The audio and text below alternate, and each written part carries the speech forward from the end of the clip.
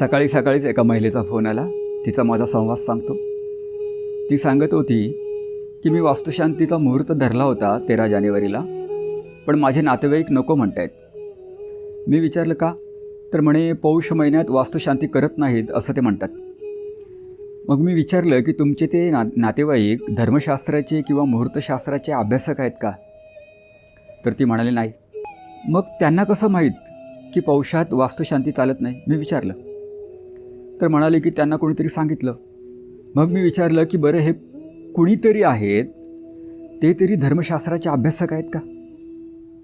ती म्हणाली नाही, असंच कोणीतरी सांगितलंय. मी हतबुद्ध झालो. पौष महिना आला की असा खुळाचार सुरू होतो. कुणीतरी सांगितलं म्हणून आपण शेअर्समध्ये इन्व्हेस्ट करीत नाही. कुणीतरी सांगितलं म्हणून औषधं घेत नाही.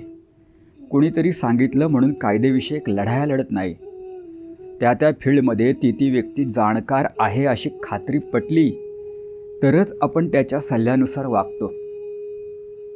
पण कुणीतरी सांगितलं म्हणून अफवांवर, विशेषतः धार्मिक अफवांवर आपण चटकन विश्वास ठेवतो. असो, पौष महिन्यात नक्की काय चालतं किंवा चालत नाही याची ऑथेंटिक माहिती हवी असेल तर हा व्हिडिओ तुमच्यासाठी. सर्वांना राधे राधे. मी मास्टर संजय पाटील. आपण उपस्थित आहात वास्तुवेद कॉलेजमध्ये.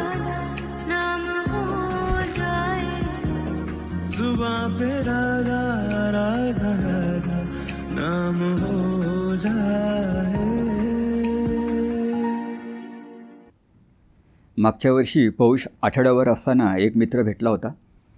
गडबडीत होता.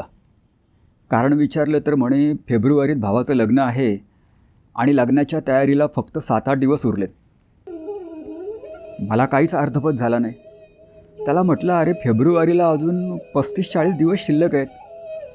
त्यावर तो म्हणाला की आईनं सांगितलंय की पौषात लग्नाची कसलीच तयारी करायची नाही. त्यामुळे पत्रिका छापण्यापासून खरेदी, मांडव, कॅटरिंगचं कॉन्ट्रॅक्ट, आमंत्रणं सर्व काही पौष महिना सुरू होण्याच्या आतच आटपायचं आहे. मी हतबुद्ध झालो. अन्य धर्मात धर्मशिक्षणाला महत्त्व आहे. ते सहज उपलब्ध आहे आणि सर्वांसाठी उपलब्ध आहे. हिंदू धर्मात मात्र विपरीत परिस्थिती आहे. येथे धर्मशिक्षणाची सोय मुदलात पुरेशी नाही आणि सर्वांसाठी नाही. त्यामुळे लोक सांगोपांगी, करणोपकरणी पसरणाऱ्या गोष्टींवर विश्वास ठेवतात. शिवाय त्यात स्वतःच्या पदरचं काहीतरी ॲड करतात आणि आपण फार मोठे काही धर्मशास्त्राचे अभ्यासक आहोत अशा आविर्भावात ते दुसऱ्यांना पण सांगून टाकतात. याची परिणिती काय होते आपण बघतोच आहोत. पौष महिना सुरू झाला की अचानक घर खरेदी थांबते. बांधकाम, वास्तुशांतीचे मुहूर्त पुढे ढकलले जातात. विक्री करारावर सही करणं, ॲग्रीमेंट रजिस्टर करणं सगळं पुढे ढकललं जातं.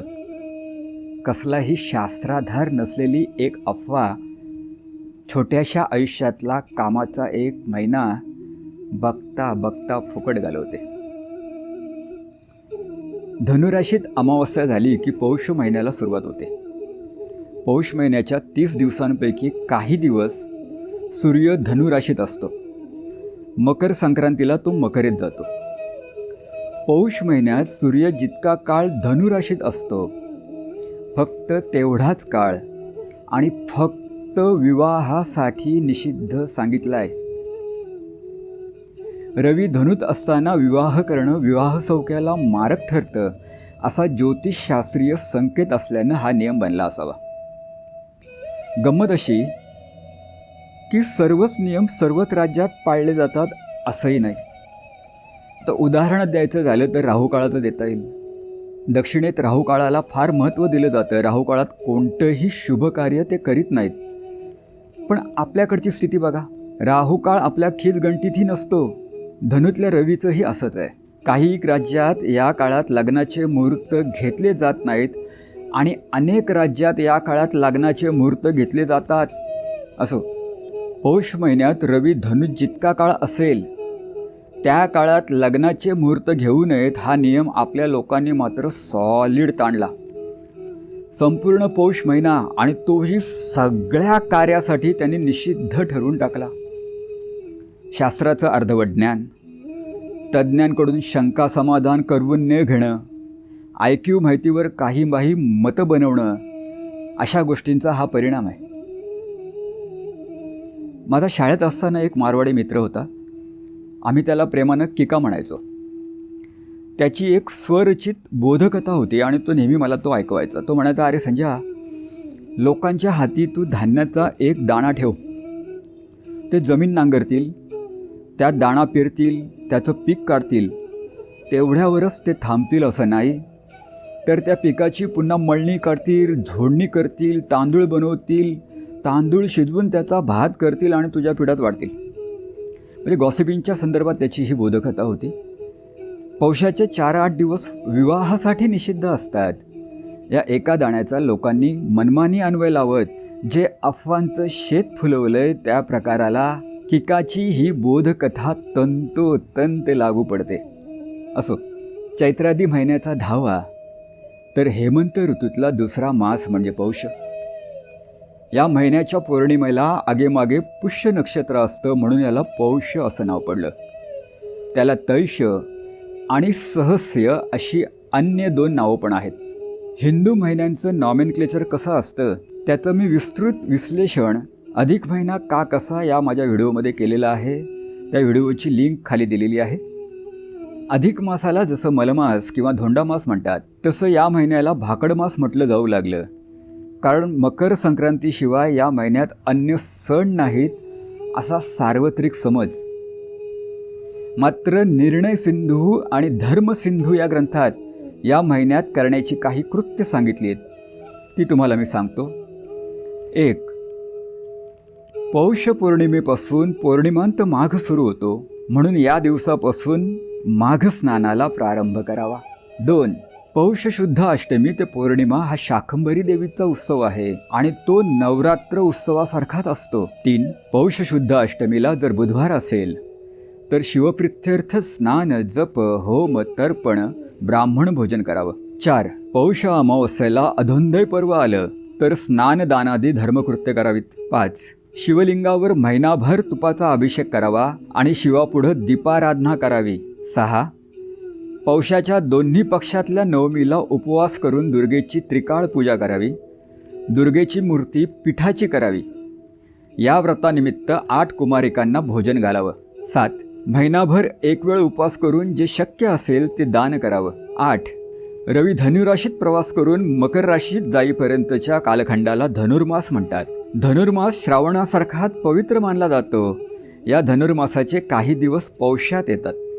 संपूर्ण धनुर्मासात सूर्योदयापूर्वी देवपूजा आणि आह्निक उरकून देवाला महानैवेद्य दाखवण्याची पद्धत आहे. महानैवेद्याला मुगाच्या डाळीची खिचडी, गुळाची पोळी, बाजरीची भाकरी, वांग्याचे आणि तिळाचे पदार्थ करावेत. वरील विवेचनावरून धार्मिक कार्यासाठी हा महिना निषिद्ध नाही हे स्पष्ट होतं. 12 जानेवारीपासून 9 फेब्रुवारीपर्यंत पौष महिना आहे. 12 जानेवारीला रवी धनुत आहे आणि 15 जानेवारीला तो मकरेत जाईल. म्हणजे पौष महिन्याच्या 12, 13 आणि 14 असे 3च दिवस तो धनुत असेल. अर्थात हे 3 दिवस लग्नासाठी निषिद्ध आहेत.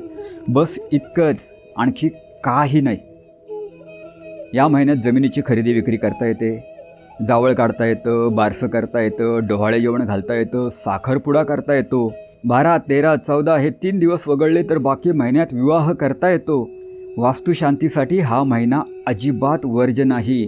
मुख्य गृहाचं बांधकाम या महिन्यात सुरू करू नये, पण अगोदर सुरू असलेलं बांधकाम थांबवू नये. मुख्य घराऐवजी कंपाऊंडचं वगैरे बांधकाम सुरू करता येईल. घराची दुरुस्ती, रंगरंगोटी, फर्निचर वगैरे करायला काही हरकत नाही. संपूर्ण महिनाभर घर खरेदी, दागिने खरेदी, प्रवास, तीर्थयात्रा आणि अन्य नैमित्तिक कामं निर्धास्तपणे करावेत. पौष महिन्याचा बागुलबुवा करू नये. 13, 17, 18, 22, 25, 26 आणि 31 जानेवारी आणि 1 आणि 2 फेब्रुवारी असे वास्तुशांतीचे 9 मुहूर्त या महिन्यात आहेत. आता हे मुहूर्त कुणी पकडायचे ते सांगतो. 13 जानेवारीचा जो मुहूर्त आहे वास्तुशांतीचा, ज्यांच्या घराचा दरवाजा उत्तर किंवा दक्षिणेला असेल आणि ज्यांची रास तूळ, मिथुन आणि कुंभ यापैकी नसेल. व्यवस्थित आहे का? ज्यांच्या घराचा दरवाजा उत्तर किंवा दक्षिणेला असेल आणि ज्यांची रास मिथुन, तूळ किंवा कुंभ नसेल त्यांनी 13 जानेवारीला वास्तुशांती करायची. ज्यांचा दरवाजा पूर्व आणि पश्चिम असेल आणि ज्यांची रास मेष, सिंह आणि धनु नसेल त्यांनी 17 जानेवारीचा मुहूर्त घ्यायचा आहे. ज्यांचा दरवाजा पूर्व आणि पश्चिमेला असेल आणि ज्यांची रास वृषभ, कन्या आणि मकर यापैकी नसेल त्यांनी 18 जानेवारीचा मुहूर्त घ्यायचा आहे.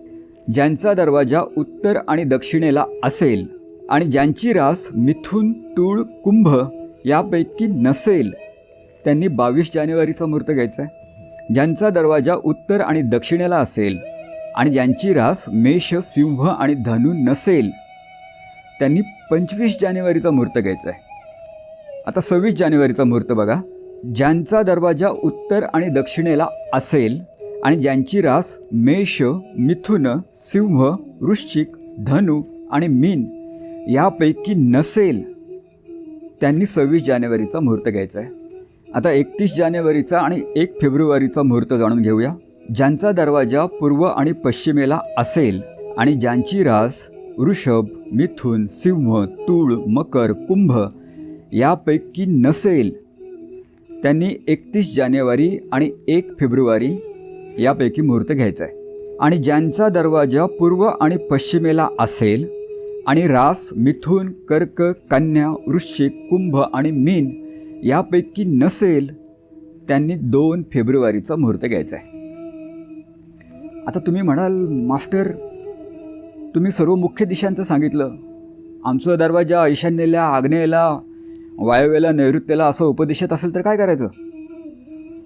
तर बघा, ज्यांचा दरवाजा आग्नेयेला आहे तो एकतर पूर्व आग्नेयेला असेल किंवा दक्षिण आग्नेयेला असेल. जर तुमचा दरवाजा पूर्व आग्नेयेला असेल तर या नियमासाठी तो पूर्वेचा पकडायचा आणि दक्षिण आग्नेयेला असेल तर या नियमासाठी तो दक्षिणेला पकडायचा. जर तुमचा दरवाजा ईशान्येला असेल तर एकतर तो उत्तर ईशान्येला असेल किंवा मग पूर्व ईशान्येला असेल. जर तो पूर्व ईशान्येचा असेल तर पूर्वेचा पकडायचा आणि उत्तर ईशान्येचा असेल तर उत्तरेचा पकडायचा. वायव्य आणि नैऋत्य दिशेचंही असंच करायचं आहे. रास बघताना घरातल्या फक्त कर्त्या पुरुषाची रास बघायची आहे. घर कुणाच्या नावावर आहे ही गोष्ट गौण आहे. पौष महिना शुभकार्यासाठी वर्ज्य आहे ही निव्वळ अफवा आहे आणि तिला कसलाही शास्त्राधार नाही. पौष महिना शुभकार्य करत नाहीत ही रूढी बनले म्हणून ती पाळावी. कारण शास्त्रात रूढी बलियेसी असं वचन आहे असा युक्तिवाद काही मंडळी करतात. मात्र या वचनात त हा पंचमी विभक्तीचा प्रत्यय आहे. संस्कृतचं प्राथमिक ज्ञान असणाऱ्यांना माहीत आहे की पासून आणि पेक्षा या दोन्ही अर्थानं तो वापरला जातो. म्हणून या वचनाचा अर्थ शास्त्रापेक्षा रूढी बलवान असा नसून शास्त्रापासून उत्पन्न झालेली रूढी बलवान असा काढावा लागेल. अर्थात जी रूढी शास्त्रापासून उत्पन्नच झालेली नाही, जिला शास्त्राधार नाही, किंबहुना जी शास्त्राच्या विपरीत आहे ती न पाळणं, ती फेकून देणंच योग्य ठरेल. दुसरा वेड्यांच्या बाजाराला चाललाय म्हणून आपण निघावं हे काही खरं नाही. आयुष्य अगोदरच छोटं आहे. अफवेच्या नादी लागून 1 महिना वाया कशाला घालवायचा? राधे राधे.